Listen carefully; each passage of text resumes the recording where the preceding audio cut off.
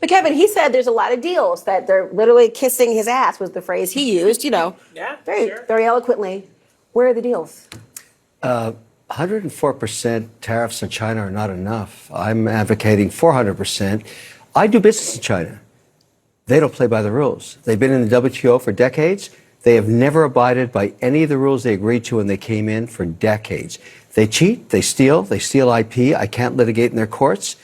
They take product, technology, they steal it, they manufacture it and sell it back here. Never has an administration... 400% tariffs? What would that look like? I want Xi on an airplane to Washington to level the playing field. It's just not about tariffs anymore. Nobody has taken on China yet, not the Europeans, no administration for decades. As someone who actually does business there, I've had enough. I speak for millions of Americans who have IP that have been stolen by the Chinese.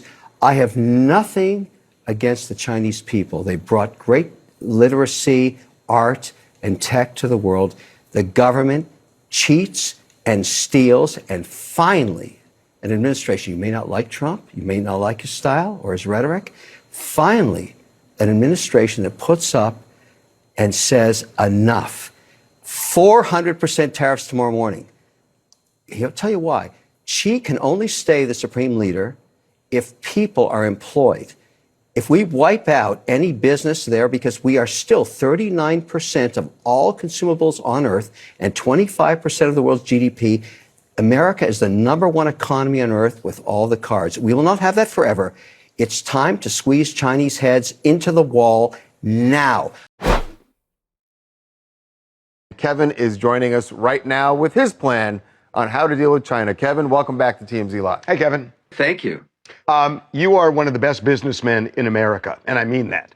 So, Kevin, I'm fascinated by what you said, that you want to slam the heads of the Chinese government against that wall. I don't understand why we want to go back to being a manufacturing country. We're a service country now.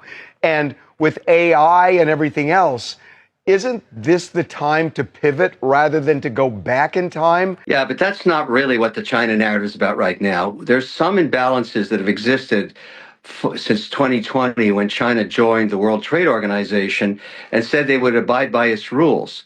They never did. And what they continued to do was steal IP, many of it from my companies and millions of other companies, and then take these products and services and make them available at much lower prices in our own markets under different brands on Alibaba, on Amazon. But it gets worse. They actually use these technologies to advance their own economy at the expense of the work done by great American entrepreneurs.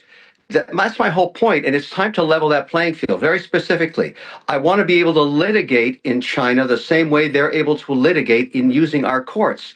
I want them to abide by our rules on how their public companies are listed, and I want to be able to list mine over there. I want to compete on a level playing field. I'm happy to compete on a level playing field, but I think we're going to have to delist their companies because they don't even abide by our GAAP accounting rules, and they're getting away with it, and that's got to stop. I also want the ability to actually enter their markets and compete with their products and services the same way they do here. They're afforded so many luxuries in democracy and access to our courts and access to our capital that we don't have reciprocal rights for. It's over. It's got to end. And the way to do it, as I've suggested, and everybody has their own idea, but mine is simple. The tariffs go to 400% until Xi gets on a plane and agrees to meet with Trump, and all this stuff gets negotiated. China is not the same as any other country on the list. They steal, they cheat, and it has to end.